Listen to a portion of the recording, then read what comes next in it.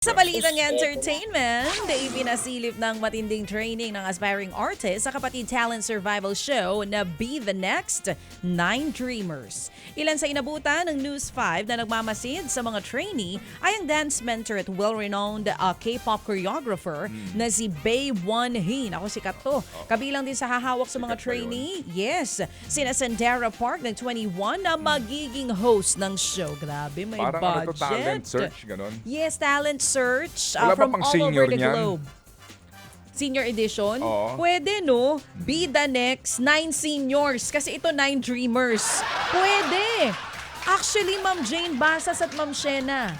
At ikaw ang host. Ano gusto mo? Host or judge? Ha? Or ako na choreographer for contestant seniors. Contestant. Contestant ka? Sige. Oo nga, pwede. Pero ito, Ang kabilang... mga judge, si Nanay Christy. Sino pa? Mga senior dapat lahat. Si Dr. Love din ulit. Sino pa? Ang line-up. Nanay si- Christy, Dr. oh, Love. si Lahat Cherry senior, ha? Baile. Oo, Ma'am Cherry. Pwedeng host din si Ma'am Cherry. Oo, kaya choreographer. Choreographer! Oy, pero ito mga kapatid, kabilang nga po sa mga hahawak para sa trainees, sina Sandara Park ng 21 na magiging host ng show, pati sina Chen ng EXO, Okay. Yebin ng Momoland, Park Woo Jin ng AB6, Bang Yedam, at Vinci ng Horizon. Kung sino-sino yan, ha? Naku, mga sikat yan, baby, sa K-pop world. Okay, At Korean music producer na si Bullseye. Okay. Sa susunod na linggo na sila inaasahang darating dito sa Pilipinas para sa show. Abangan po, naku, kaabang-abang ito. Abangan nga po ang journey ng The Korean? Aspirants sa Be the Next 9 Dreamers simula po Feb 8, 7:50 ng gabi sa TV5. Alright, samantala po naman, abay pupunta raw po sa Pilipinas yung multi-Michelin starred chef na si Gordon Ramsay ngayong buwan. Hindi na raw po makapaghintay si Gordon na ihain ang fish and chips kapag siya'y dumalaw sa Manila na branch nga po ng Gordon Ramsay Bar and Grill Restaurant. Oo, sikat yan. Mahaba pila niyan. Eh ako sa inyo na lang. Dito lang ako sa karinderya ni Aling Nene. Ay, ako din. Eh pang mayaman ito eh. Mahal yata. Mahal, no? Okay lang naman. Pwede siguro puntahan natin, papicture ka sa labas. Bakit naman? Pakainin mo na ako sa loob. Puntahan natin. Yayain mo si Attorney Chod. Attorney Chod, dito Para tayo. magpalibre ka sa kanya. Attorney, oo nga. Okay. Dahil dyan, yung nga pong mga Pinoy fans niya ay excited. Noong nga pong Agosto, binuksan po ang sikat na restaurant ni Gordon sa Pasay. Sa susunod pong linggo raw ay saka darating itong sikat na chef na ito sa buong mundo. Super sikat. Opo. Correct. Naunawaan po naman natin, talagang may market sila dito. May market, Doon po true. naman siguro sa mga naandiyan, ano?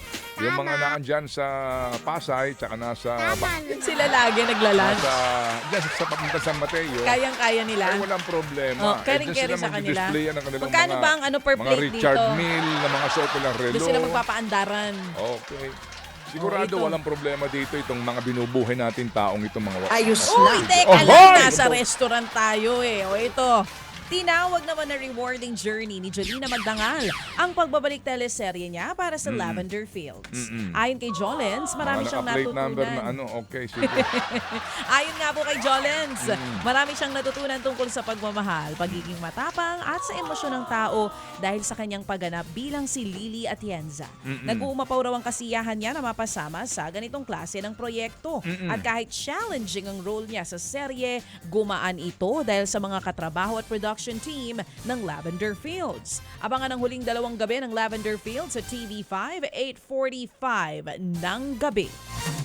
Ano kaya ang lasa ng fish and chips dito sa Sa Gordon sa pangkaraniwang Restaurant. restaurant at saka yung fish and chips na iluluto nitong mga gantong uri ng mga mamahaling chef, no?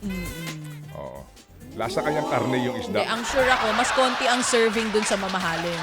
Ganon. Oo. Baka naman maraming burloloy yung Maraming yung garnish. yung serving. Oo. Maraming yung kanyang ano yan eh. 'Di ba doon sa kanyang presentation? Oo, yung presentation. Doon nagkakatalo. Maraming garnish nga. Siguro malamang niya kapag pumunta na itong mga ka-honorable natin doon. Parang natikman mo na ba yung luto doon? Ha? Parang... Diba? Yun yung Tapos pupunta ka ron, naka-Hermes Birkins ka ba ng bag nun? Tawag doon? Walang S yun. Birkin? Birkin Ay, lang sorry yata. po. Birkin ba yun? Papunta ron ni Birkin. Congresswoman talaga namang 10 bag ang bitbit niya. Puro Ha? Hermes. Isa lang ang, Ay, isa lang siya ay, sa... sorry.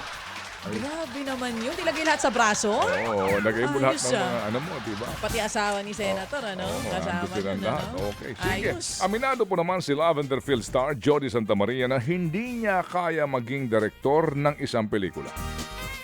Kwento po ni Jody, pinaupo siya ni Direk Manny Palo para idirect daw po ang isang eksena sa Unbreak My Heart. Nagkabuhol-buhol daw ang utak ng aktres at dito niya napag-alamang hindi niya kayang maging direktor.